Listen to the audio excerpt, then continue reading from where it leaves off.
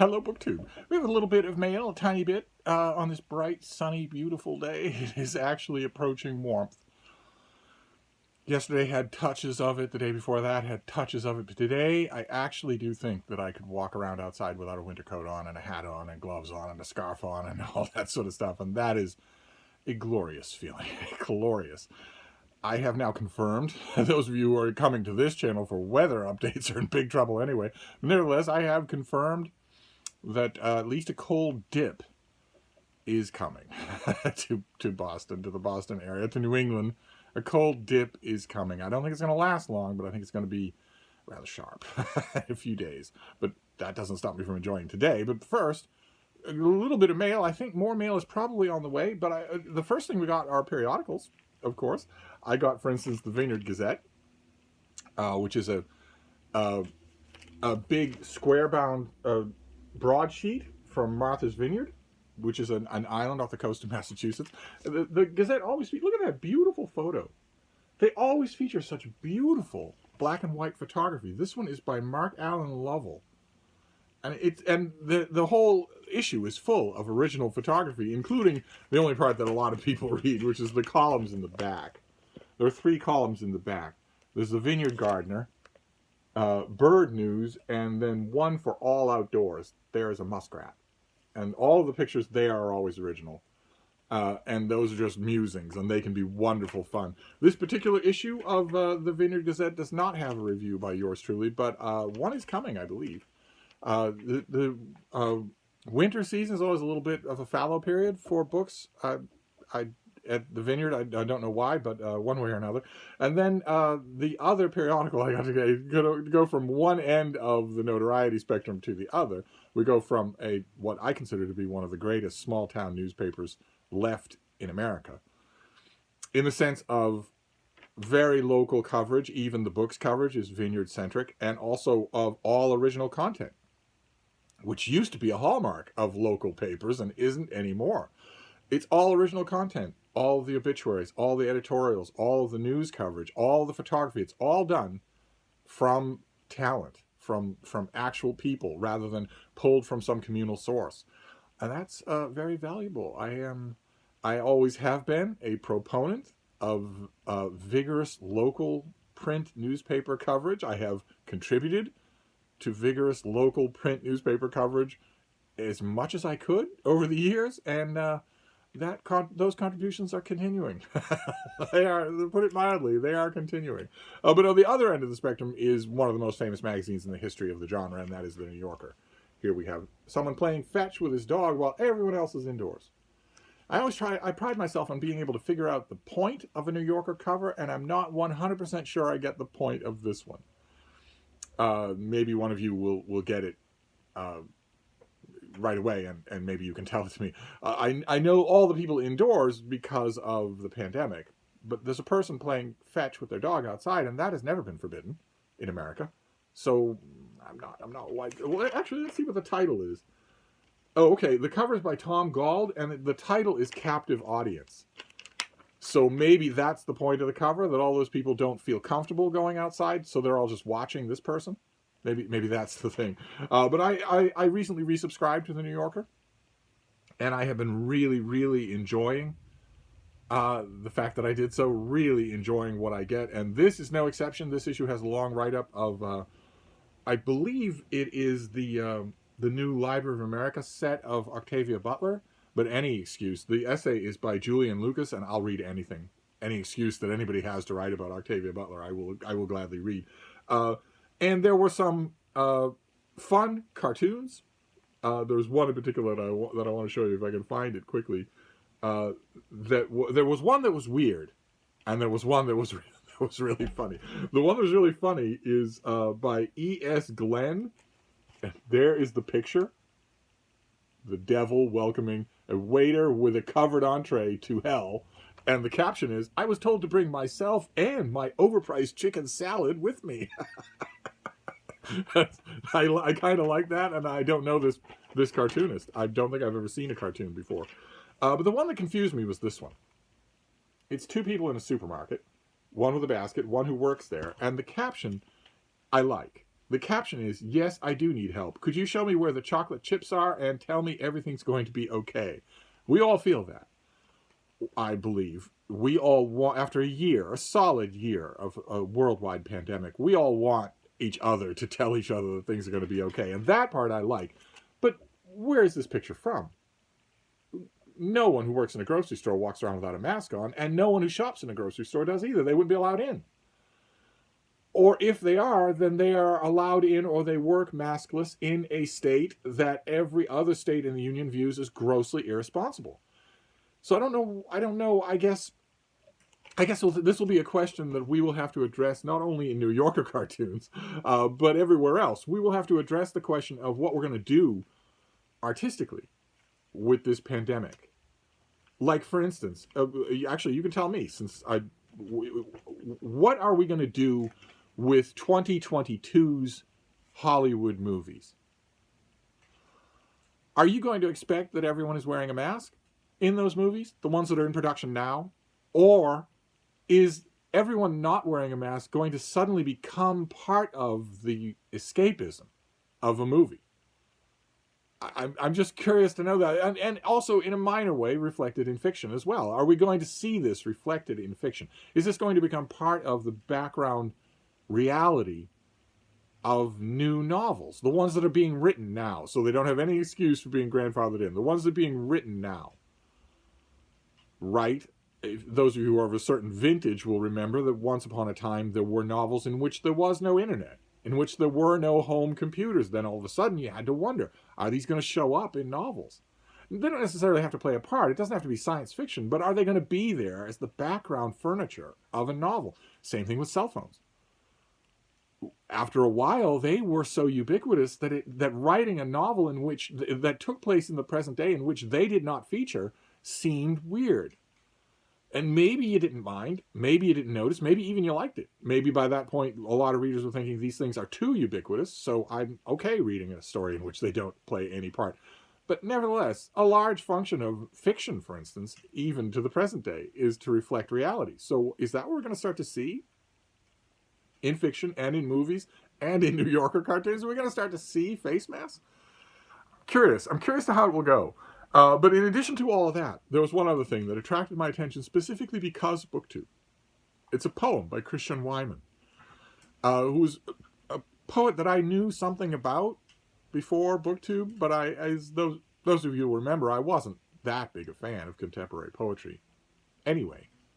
And I've been trying to give it more attention and more of a fair shake, mainly since I started BookTube. And as is often the case with BookTube, my attention was drawn to this particular poet by another BookTuber. Because Jason at Old Blues Chapter and Verse loves this poet. And seriously esteems him. It doesn't just love him, but seriously thinks he's genuinely brilliant. And you spend enough time watching people, right? We watch each other all day long. It starts to become impossible. If you have an evaluative mind, an honest mind, it's going to start to become impossible, or at least a lot harder than it was before, to keep dismissing someone when someone you have come to quote unquote like by watching their videos really likes that person. You're going to go back. You're going to have to. And I love that. I think that's an absolutely essential part of the reading life that is captured perfectly in this little corner of BookTube. So when I saw there was a poem by Christian Wyman, I immediately read it with more attention, more regard than I would have otherwise, because of this person who lives in, I don't even know, the Saskatchewan territory where I'm never going to go. I'm never going to meet him in real life. And yet, so I wanted to read this poem to you and see what you think of it, since I don't know how many of you subscribe to The New Yorker. This is called Remembering a City and a Sickness. That's the title of the poem. Zapped rats abounded on signs behind that house, but never once did we see one. Zapped, that is. We kept such watch as we could manage in those days, when such hurt kept us alert to, it seemed, vaster things. Heaven, say, which remains as remote a thought as pain when pain is gone. Where did they go?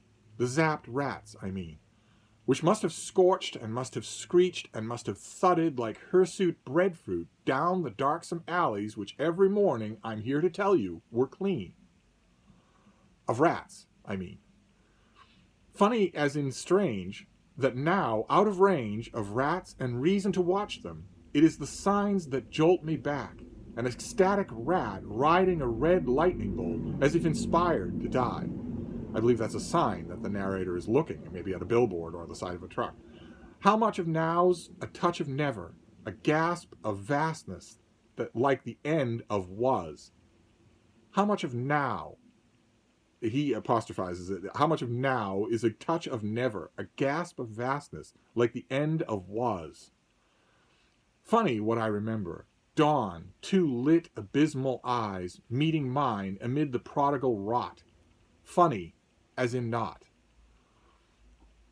Now, I don't know that it's just my watching Jason's channel all this time, but I would like to think that I would have noticed how inventive that is and how smart it is. Anyway, but maybe not. For the purposes of this video, I will give him all the credit. I enjoyed that. Very much so. And I'm assuming it's partly because of a really smart booktuber clued me in that this is a poet I should pay attention to. But anyway, then we have packages. We have 2 packages. And one of them comes from Amazon Prime. So it may be a faithful adherence to rule number 1. Those of you who are new to this channel, rule number 1 is that Steve wants all the books. All of them. You must send me books. You must do that. You must send me books. Not just all the books I happen to reference that I don't have. Not just all the books that you think I don't have but might want. But all the books that you have, that you treasure. I want those too. I want them all. So what if we... Oh, okay. All right, great. This is a continuation of rule number 1. The new rule number 1 from yesterday. This is Damiano's Loot. This is the 2nd volume in the Trio for Loot by R.A. McAvoy.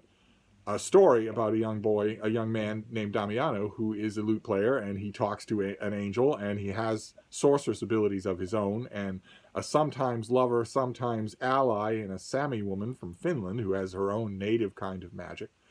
And it's an alternate kind of Italian Renaissance. It's a terrific trilogy. Just terrific. And I admit, I mostly have read and reread this in either the Science Fiction Book Club edition of Trio for Loot, the hardcover 1 volume that had an absolutely hideous cover. Oh my God. Even the Science Fiction Book Club usually did a good job, but Google it. Oh my God, you won't believe how ugly it is. I don't know why anyone would read it if they saw it from that cover.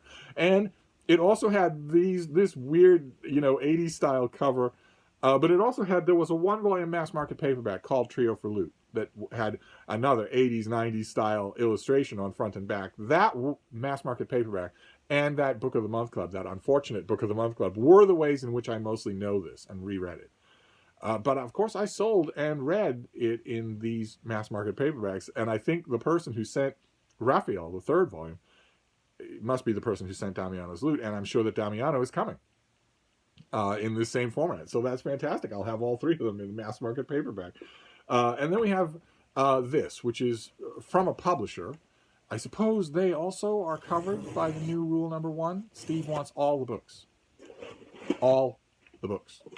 Those of you who have been with this channel for a very, very, very long time will remember in the distant past, rule number 1 was don't send me a book. Because I'm surrounded by books, and I'm picky about books, so if you send me a book, I'm either going to have it, or I'm not going to want it. A long time ago, that was rule number 1. Rule number 1 has changed. Yeah, totally changed. Rule number 1 is now send me all the books.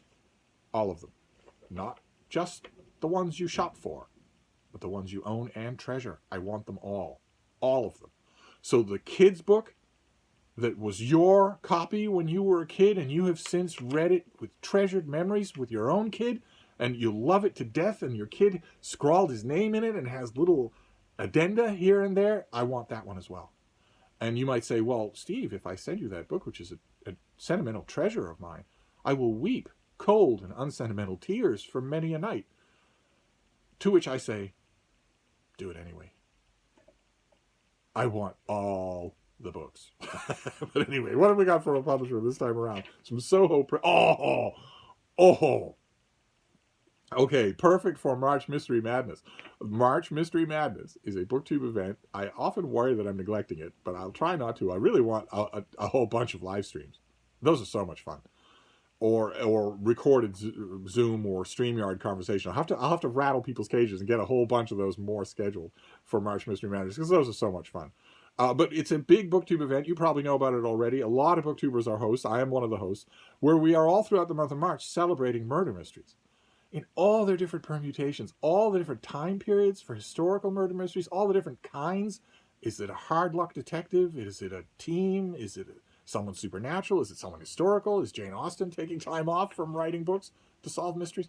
And this is perfect. This fits right in there. And not only does it fit right in with March Mystery Madness, but it's also another perfect example of a kind of phenomena that happens in murder mysteries. Murder mysteries are often written in series.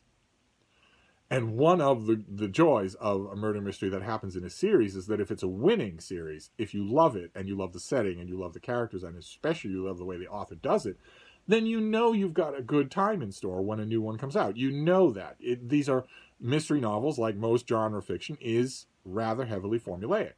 That's not a knock at all. And those of you who think that that is an insult ought to bloody well try it. Give it a try and see if it's as easy as you think when you sniffingly dismiss it as formulaic.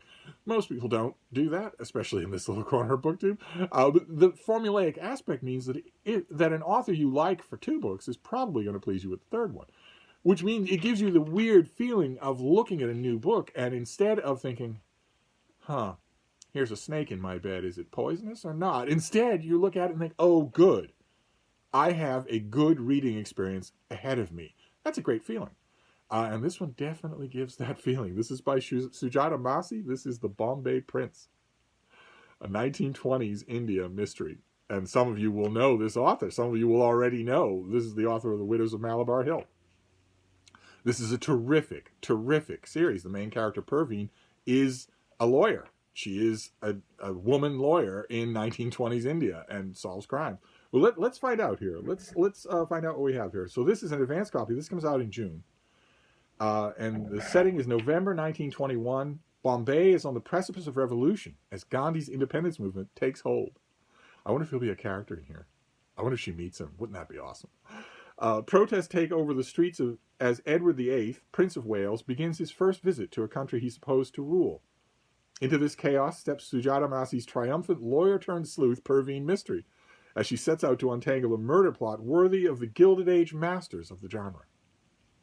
I wonder if she meets Edward. Oh my, wouldn't that be awesome? I know a lot about Gandhi, but I know everything there is to know about Edward. That would be so awesome to see how this writer captures him in prose. The author's multiple award-winning series stars Perveen Mysteries, Bombay's only female lawyer, has been praised for its feminism, its richly detailed historical setting, and its meticulous mystery plots. And this book lives up to the hype and more. Simply put, this could be the best mystery in the series yet.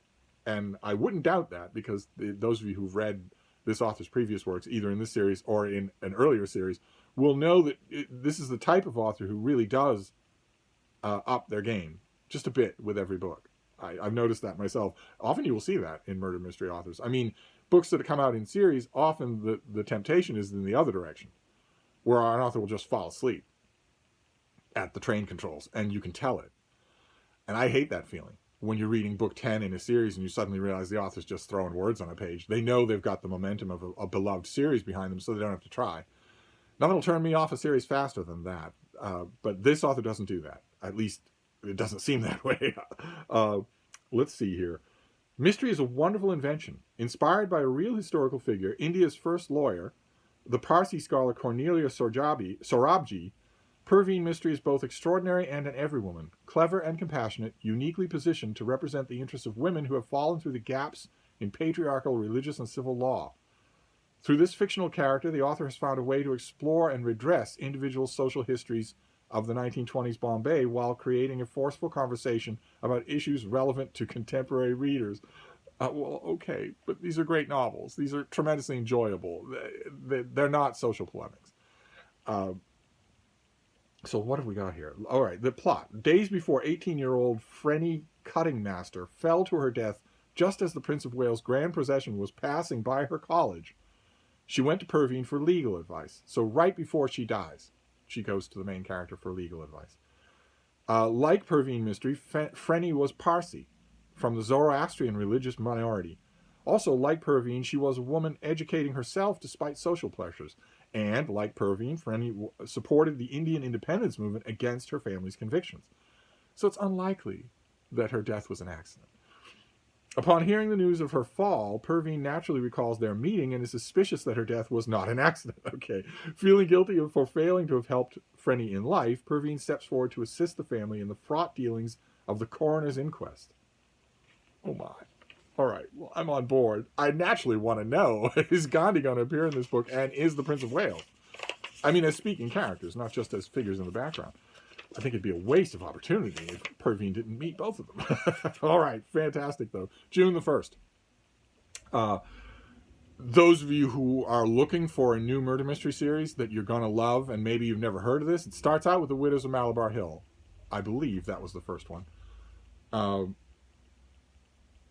And then what was the second one? Yeah, okay, The Widows of Malabar Hill was the first one, and then the other one isn't mentioned here. It was the Satapur Gemstone, I think, was the second one. Is this going to tell me?